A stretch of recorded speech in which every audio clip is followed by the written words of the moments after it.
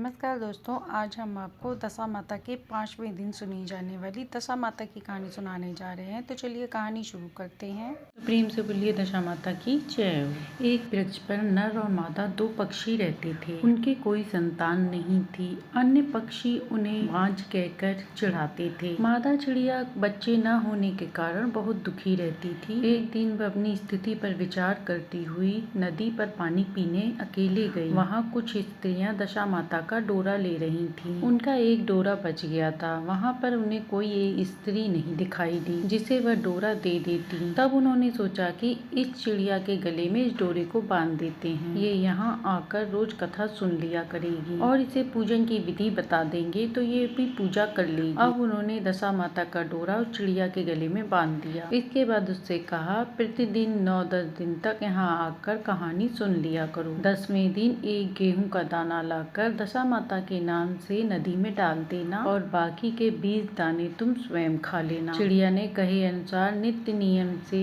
दशा माता की पूजा आराधना करी, कथा कहानी सुनी। 10वें दिन स्त्रियों द्वारा बताए गए जोड़ा एवं एक नदी का दाना पानी में डालकर कुछ दिनों के बाद उस चिड़िया के भी बच्चे हो गए। सभी चिड़ियों को बड़ा आश्चर्य हुआ कि इसके तो बच्चे होते नहीं थे, इसके बच्चे कैसे हो गए। चिड़िया ने कहा, जब मुझे बच्चे नहीं होते थे तब मुझे सब बांझ कहकर पुकारते थे। अब मुझे दशा माता की कृपा से बच्चे होने लगे हैं। जब सभी चिड़ियों ने पूछा तो उसने दशा माता के डोरे लेने का सारा हाल सभी चिड़ियों को बता दिया। जब सभी चिड़ियों ने सुना तो उनके मन में भी श्रद्धा बढ़ गई और उन्होंने भी दशा माता का पूजन व्रत करना शुरू कर दिया। अब सुनते हैं संपदा माता के डोरे की कहानी।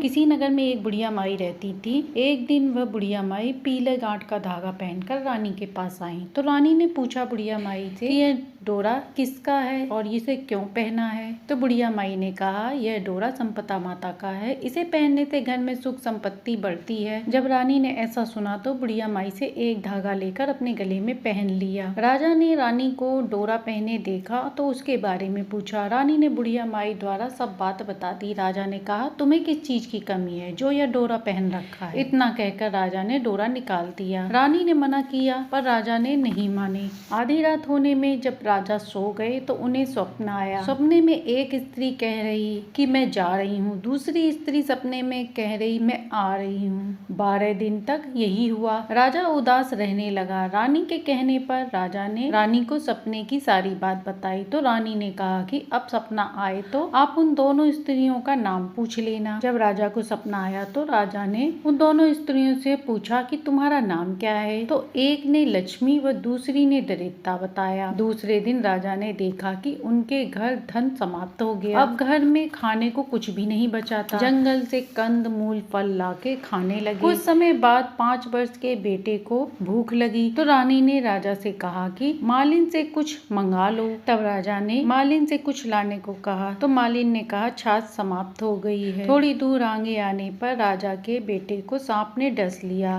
कुछ दिनों बाद इधर उधर करते हुए राजा ने 2 तीतर मारकर लाया। राजा ने रानी को तीतर दिया तो तीतर उड़ गए। राजा स्नान कर धोती सुखाने लगे तो धोती उड़ गई। तब रानी ने अपनी धोती फाड़कर राजा को दी। रास्ते में राजा के मित्र का घर पड़ा तो मित्र ने उन्हें बुलाकर अपने घर बैठाया। वहाँ लोहे के सामान थे जो धरती में समा गए। चोरी के डर से दोनों वहाँ से चले गए और आगे राजा की बहन का घर पड़ा। वहाँ गए तो बहन ने सोने की थाल में खाना परोसा तो वह मिट्टी में बदल गया। राजा डर गए और वहाँ से भी चले गए। रास्ते में एक ब्राह्मण के घर में कथा हो रही थी। वहाँ उनकी पत्नी डोरा ले रही थी। तो रानी ने पूछा कि ये सब क्या हो रहा है। तो ब्राह्मण की पत्नी ने बताया कि ये संपदा माता का डोरा है। रानी ने भी कथा सुनकर डोरा लिया। राजा ने रानी से पूछा, ये कैसा डोरा है। तो रानी ने कहा, ये वही डोरा है जो पहले आपने फेंक दिया था और हमें इतनी विपत्ति झेलनी पड़ रही है। ये संपदा माता का डोरा है और संपदा माता हमसे नाराज हो गई हैं। उसी रात राजा को सपना आया। एक स्त्री कह रही है मैं जा रही हूँ और दूसरी स्त्री कह रही है मैं आ रही हूँ। राजा के पूछने पर स्त्री ने अपना नाम दरिद्रता